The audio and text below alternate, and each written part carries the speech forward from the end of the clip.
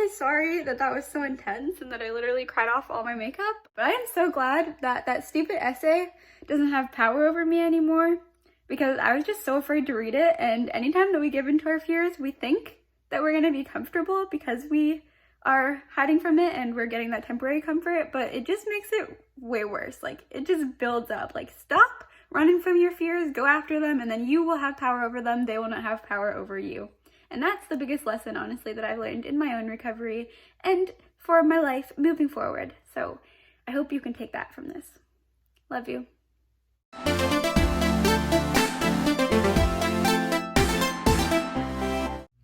So the plan for today, and I mean like the only plan, like the main priority today, is for me to get my freaking recovery journey out there onto YouTube, because I've been telling myself that I was going to share it since it started, since I was 12, and the first time that I thought I was recovered, I was like, oh, let's share it, but I felt like I wasn't in a good enough place to, and then I kind of just kept carrying on that story, and I've realized by now that I am definitely recovered, so I want to share it, but then like it still doesn't feel like the right time because I'm like, I don't want to focus on my past. So I've just realized that I need to dive back into it. I've been looking into my journey all morning and making sure that I can like get this out clear so that I can move on from it fully. And then I got distracted because I was looking at like this old this like essay that I had to write for school that was about like my life journey.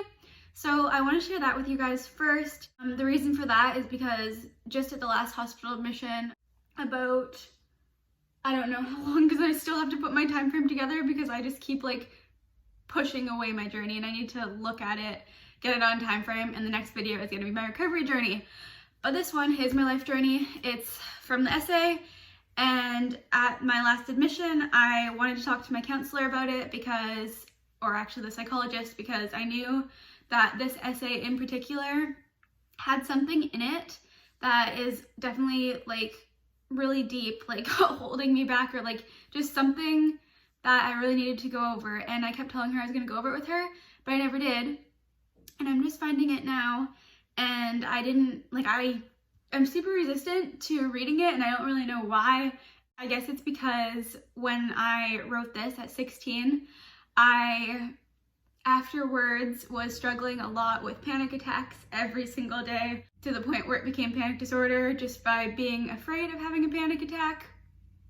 And I went through that for a really long time, and it was right after I wrote this essay. So I think that's why I've been like so terrified of this essay. I honestly don't even remember what it's about. It's just like I was thinking of the past so much that I started to get like super duper unstable. So I think that's also why I haven't like looked back at my journey, because I'm just so focused on like moving forward. But we're gonna get it out there. We're gonna go over all of it, put it on YouTube, and freaking move the frick on, and not ever have to look back on all this stuff anymore, other than when I want to share little tips and things that have helped me. For this video, share my life journey of whatever I wrote in this document. I'm just gonna read it out on my old phone that I sent it to. I don't even know like what to expect here at all, but I'll just see if I can like try to add on a couple things to this. I'm gonna definitely update it and add like the next 3 years after I did this, after I wrote this, because after this, like, I'm pretty sure I thought that everything was gonna go great, and then it was like 3 more years of like hospital admissions and stuff, but I want to do like add to this and upload it as a blog with whatever's happened since, and ending with the best place that I've ever been in, which is where I am with food now, seeing it as nourishment and honestly just enjoying it. So I am Jennifer Lynn Peach, and I am currently 16 years old. I am from Hope, British Columbia, and I have lived here since I was 1. I lived in Alberta for the first year of my life that I don't really remember, where I apparently slept in a closet. Not because my parents were mean or broke, it just fit the crib well. Welcome to the soundtrack of my life so far. My first memories involved a whole lot of fun and imagination, playing made-up games with my family and friends, and enjoying almost every day. When I first started growing up, I became interested in the things my parents did, which included camping, my dad, and horseback riding. I loved both and have many great memories doing them. Once my older sister stopped doing these things, I began to not enjoy these things as much because I wanted to be grown up. This soundtrack shows exactly that journey. Okay, yeah, now I kind of remember. This was like a soundtrack essay, so you were supposed to like pick a song for different like big meaningful events that happened in your life.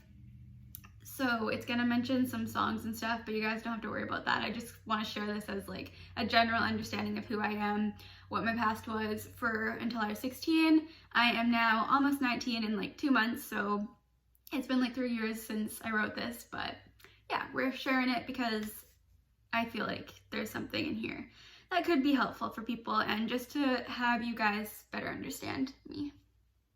So, this album I have created shows who I am as a person. It holds songs that remind me of major events in my life that have shaped me to be who I am today. I am completing this soundtrack because it is an interesting thing to have and reflect on. My memories of the past 16 years of my life may not be so clear 16 years from now, so I'd like to stop and write about it. I hope for it to bring me clarity and closure of the past. I see myself keeping this project to look back on and maybe even adding to it as new events take place. I will share it with my sister, who I am very close with. The first song on my soundtrack is Wanna Be by the Spice Girls. At the age of 6, I remember singing this song with my friends, bonding over the feeling of never-ending friendship and wondering what a ziggy-zag pie was. We would blast the song as we rollerbladed around the circle of my cemented basement, or when we slid down the stairs in silky pajamas. This song reminds me, why am I upset about this even? It's so sad to think about. Just like how incredible childhood can be and just how innocent it is. I don't know, I should stop being emotional about this. This song reminds me of so many of the things I did when I was little and of the values I held. It's just been a hard morning. The friends I used to do this with are still friends to this day. Maybe that's just part of living in a small town, but the song has held true so far. The next song I have on my soundtrack is The Climb by Miley, Cyrus. This song played at my grandpa's funeral. Get myself together. And since then, I have cried every time I listen to it. I was around 8 years old when my grandpa passed away, but I remember the day so vividly.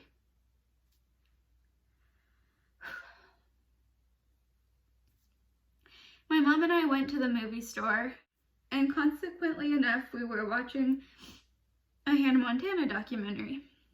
The phone rang and it was my grandma, who gave my mom the news. Instantly, my mom was in tears, louder than I've ever heard her cry before. My heart was beating so fast and I didn't understand fully what was happening. We went right into the car to drive to Chilliwack, where my grandma and grandpa lived. The car ride was terrifying as my mom continued to weep. I didn't let myself cry. I just tried the whole time to make my mom feel better. When we got there, a lot of family was there to say their goodbyes. He had passed away in the night. And was still there when we got there. It was the first time someone so close to me had died, and it was a lot to process. I have so many wonderful memories with my grandpa, and though the song is sad, I also am reminded of such good times. For my mom, the death of her father was a huge turning point, and shortly after she left my dad, I went back and forth between houses from then onward until just a few months ago, or 3 years ago now. My dad put me in karate, my mom put me in skating. Then at 11, I chose to join a competitive cheer team with my best friends. The song that brings me back to this time in my life is Love You Like a Love Song by Selena Gomez. It was part of my cheer mix and it played during Pyramid. Every time that I was in the air, this song played and it was just like my favorite part of my routine. It was the spot in my routine where I was the happiest and really in the moment. I had some free counts just to help hold the stunt up and listen to the song. This was when I was third because I was like a pretty tall girl for my family because my family is so short, and just like with the team that I was on, I was pretty strong, so I was a third, but eventually I became a flyer when I was losing a lot of weight. I had some free counts just to help hold the stunt up and listen to the song. I learned so much about myself in my first year of cheer. I worked so hard and found something that I was truly passionate about. The summer before grade 7, I was diagnosed with anorexia, and this changed my life drastically. I had no idea what anorexia was at the time, but was shocked as I noticed all I had been doing to myself matched what so many other sufferers go through. I was 12 years old. From there on, my parents were on to me about food, and it just really wasn't helpful as I got even more manipulative and secretive. I went to a specialist every week and still do. I tried to recover at home, but things only grew worse, and after finally gaining some weight, I lost it again. I was taken out of cheer and school and was forced to go to hospital treatment. The song that sums up some of the feelings I had at this time in my life is Drown by Bring Me the Horizon. I was brought to Abbotsford Hospital in an ambulance where I stayed for 4 months on a pediatric floor. This was the worst 4 months of my life, and it's very hard to think about. I was put on a protocol that only made things worse for me mentally. Everything depended on what I ate and weighed. It was a level system where level 1 meant you reached the emergency weight, where you would need to be tube fed with no chance of getting out until half of discharge weight. The level system was a lot to figure out, and I became consumed with it. Twice a day, every day, the nurses would weigh me in a gown as they needed to do a random weight check to make sure I didn't fake it. This was the longest I'd been away from my family, and only when at a higher level could I see them for 15-minute visits that they drove from Hope for. I even had limited time to do my homework. The psychiatrist I had was very cliché in regards to what eating disorders are, and the hospital food was disgusting. Eventually I hit the emergency weight and the doctor ordered the tube. When I was informed of this, I had a huge panic attack. Worse than I've ever had before. No matter how many Ativans they gave me, I couldn't calm down, and I was left alone and hopeless. I never thought it would get to that point. I didn't think I was sick enough.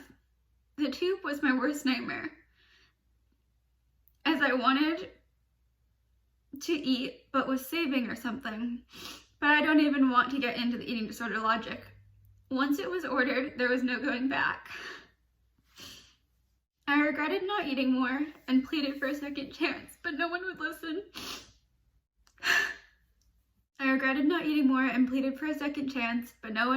Because it was the eating disorder talking, which was true at the time, but to this day, I know I would have eaten had I been given the chance after knowing I would be forced in such a way. The nurses that I had formed bonds with didn't listen. The nurses that I had formed bonds with didn't want to do it, but had to listen to doctors' orders. If I didn't let them do it, I would be chained to the bed and drugged. So powerless, I let it happen, and it hurt like hell.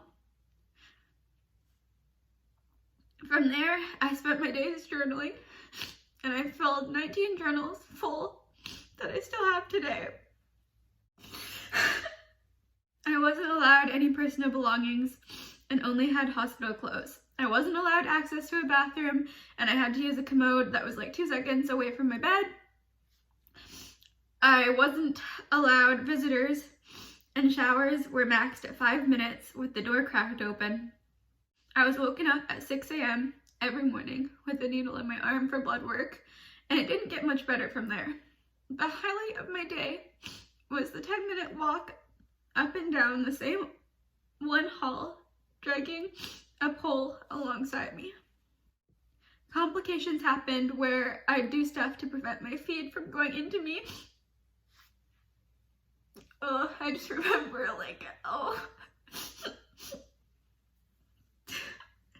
I was just really young and I'm so sorry guys. I didn't think it would hit me this hard. But just thinking of it, I remember like pinching the tube because I just couldn't handle the fact that there was food and calories going into me, which is so screwed up thinking of it now.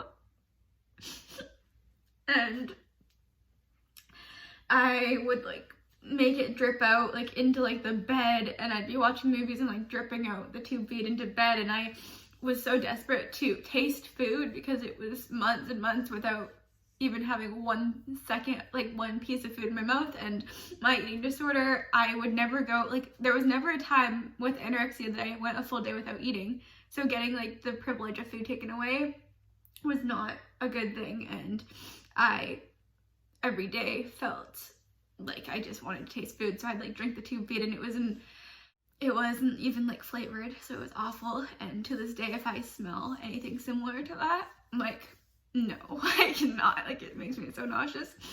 There ended up being times where they would up the dose in the tube feed so much because I kept screwing with it and dumping it down the drain. And even when I was in the shower, I'd like make stuff come up the tube because I didn't have a problem with throwing up at that time, but I would make stuff come up the tube.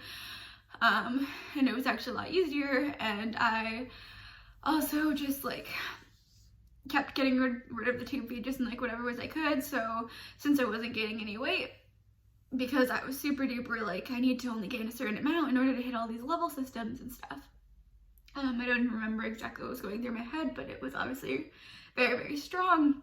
And so they kept having to up the intake, and they upped it so fast that I threw up, like not on purpose, like it just like I got so nauseous from how fast they were trying to feed me that I threw up and the tube came out my mouth. And then since it's like in your nose, like it had to like go back through and come out and stuff, and like oh, that night that was just not a good time. And there was just so many times during this time just being on like a psych ward and like having so many panic attacks, just feeling so bad about the patients that were around, about how much I was screaming, and I literally was just looking for any way to be escaping what I was going through.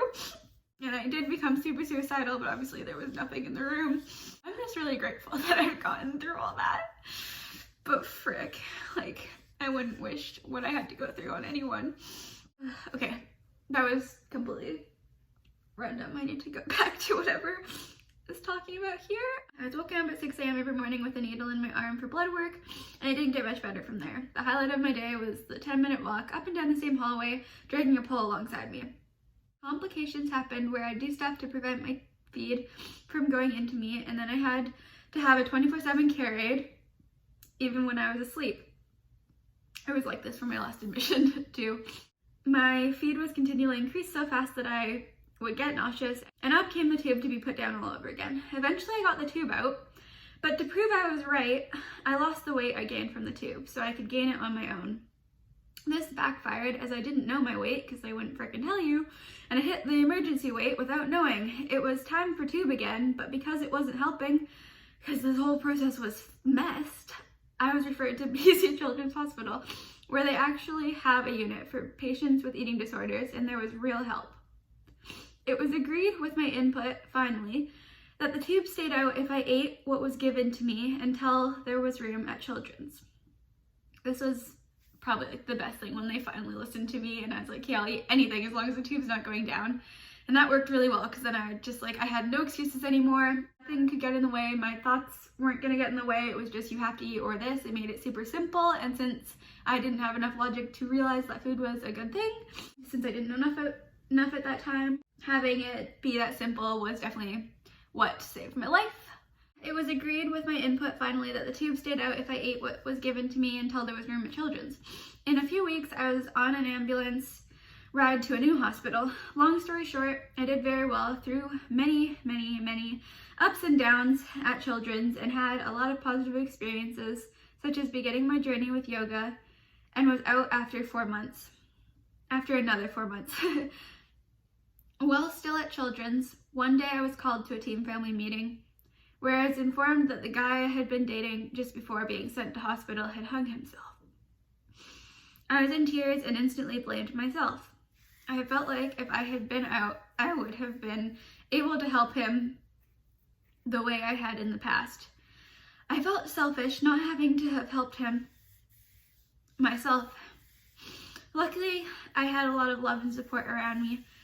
3 days later, when on a pass, the first song I heard on the radio was See You Again by Wiz Khalifa and Charlie Puth. I heard this song like a couple days ago too. It's been a long day without you, my friend, and I'll tell you all about it when I see you again. I really felt that. The days felt long and there was so much I wanted to tell him. After being discharged, I learned from my mom that I had a new baby cousin. It just so happened she was born the exact day the guy passed away, and right around the same time. Not sure if I believe in reincarnation or not, but there is something about her that really just makes me happy and that I connect with. I hope to be here for her entire life, like an older sister, and she will be helping me just as much as I help her. The other thing that helped me a lot in dealing with grief was one of my friends from hospital. High by the Beach by Lana Del Rey is the song that reminds me of the week I spent in Edmonton with her after we were both discharged. Though we never got high on a beach, we did have great conversations by the beach. Mainly why I chose this song is because it was her favorite song at the time, and so it played a lot that weekend. About a year later, I ended up back in hospital. Again, just after Christmas. It was another long 6-month admission, but this time it was filled with a lot more me getting better for myself. It started out rough, first to Abbotsford Hospital again, luckily with a different doctor, where they were done with any games and just planned to tube feed me until a spot at Children's was open. I told them I would eat all provided food as long as the tube didn't go down, and that if I missed anything, then it can go to those measures. Sort of made my own protocol, and Children's agreed with it. This was what I wanted, the first time, as I did need the extra force to get out of the rut. I was able to manage this, and the second half of the year spent at Children's was not all bad, though difficult and filled with ups and downs. But the downs were good because they were worked out and we had the support. One of the downs included my new boyfriend cheating on me while I was in treatment. The song that sums my feelings up towards that is I Hope This Comes Back to Haunt You by Neck Deep, as it was not a nice thing to do, and I do hope it comes back to haunt him. I continued to recover, though it reinforced feelings of worthlessness. The groups on the unit were very helpful, and so many people who I still have as friends. Each night I'd write supportive notes and put them under the doors of other patients when the nurses weren't looking, and it was very worth it. In groups I learned so much and really found my voice. I stayed at the Ronald McDonald House with my mom or dad on nights I was able to, and it was such a great place. Such kind people, and I even got free concert tickets and things that made for some great memories in Vancouver. Just down the street was Queen Elizabeth Park, where there was the Bloedel Conservatory. In the conservatory was so many different birds, including parrots, who I formed some bonds with. I taught parrots how to meow, and began to really want a parrot. I almost got one, but I ended up deciding that I should probably be in a committed relationship like it needs with a human, not a bird. Down the path from the conservatory was a pond with turtles and ducks and herrings and fish, and I have so many nice memories with my dad at the pond. Once I was discharged in the summer of 2015, the first thing I did to celebrate was go to Warped Tour. Warped Tour is a huge tour of a bunch of pop punk bands, and my sister and I are fans. The song that really brings me back to this day is Figure Me Out by the Somerset. I showed the song to my sister beforehand, as I can relate and knew she would too. Then as soon as we arrived, it was the song that played. Sadly, we didn't get to be right up front, but we sang it from the distance anyway. We both relate to being too pop for the punk kids and too punk for the pop kids, as our music tastes fall somewhere in between, and that's the first line, and the rest relates just as well.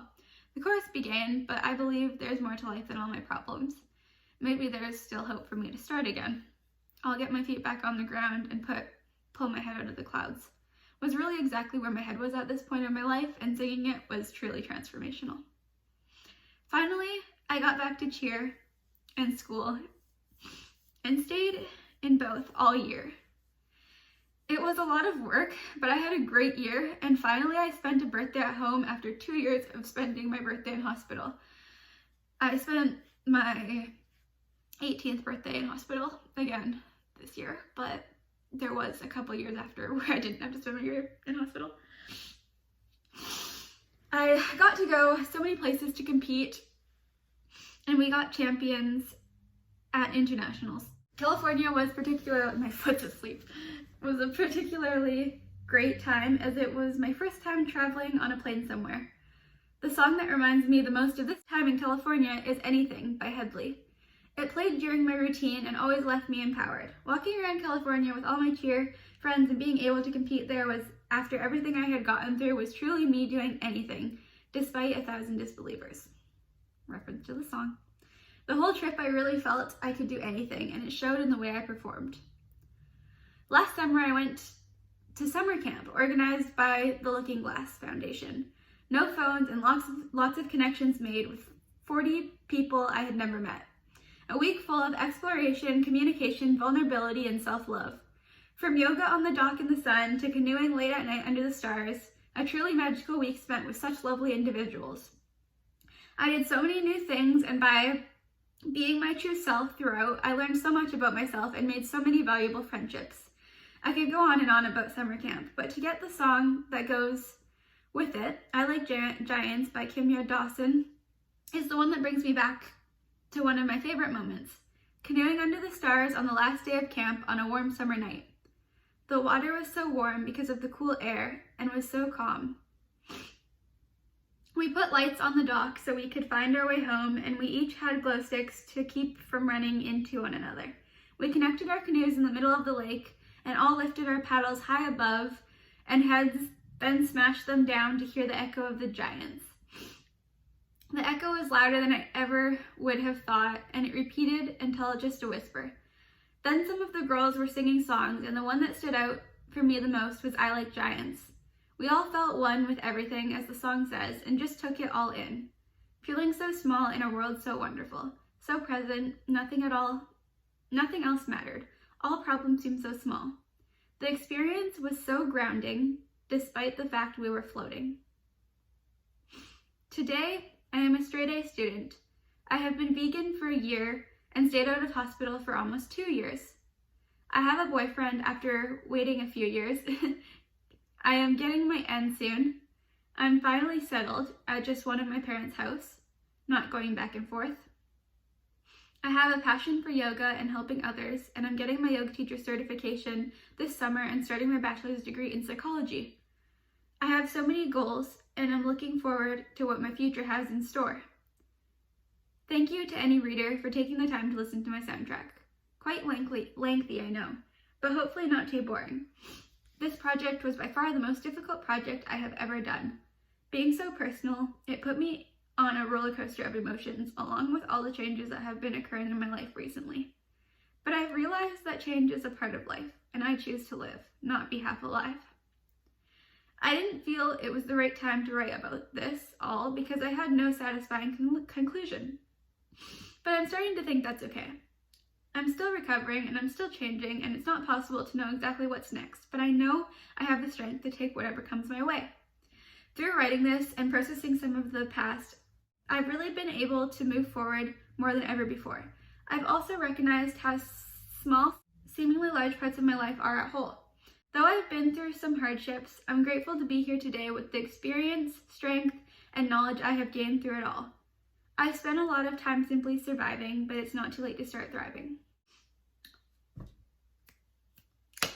Well, that was a roller coaster, just reading that, but I actually feel really good. Just thinking back to kind of the timeline of my life, I'm definitely gonna make some more videos, actually getting the time frame right, explaining it a little bit in more simpler terms, and just off the top of my head to think of what's happened since I wrote this. It says that I wanted to be a psychologist. I wanted to get my N and stuff, so I've got my N. I was in that relationship with that guy for only over 6 months, kind of around a time frame like that, and then he broke up with me and I completely was destroyed. And actually I think that's kind of when I started to slowly just have a lot of trouble with anxiety and then with food, and since I wasn't eating enough, that's what fed into the anxiety the most. I struggled a bit and ended up back in hospital. I was living with my dad full-time, but at this point in my life, I am now living at my mom's house full-time because it's in a bigger city. Right after I got my N, I just drove here because I was like, there is no place to even drive if I just stay in my super duper small town. I then decided not to do the yoga teacher training because during the hospital admission, I wasn't allowed to do my yoga teacher training. You guys already know all about that. It's kind of just like more of the recent stuff. I need to get a little bit clearer about what happened these last 2 years being in hospital, what that kind of looked like. But overall, I realized that I didn't want to just do the yoga teacher training right now. I want to obviously become a personal trainer, become a coach, help you guys in the best way that I can. And that's literally the focus of my life right now. And I am in the best place that I've ever been, and I do feel truly recovered.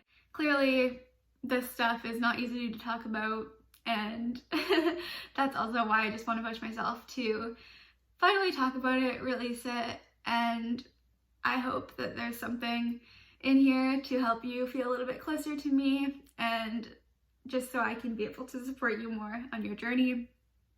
I really love you guys, and if you listened this far, I literally appreciate you more than you know, and I can't even express how thankful I am to have the internet to express myself, to reach other people who are in similar situations, because nobody deserves to feel alone, nobody deserves to be ashamed.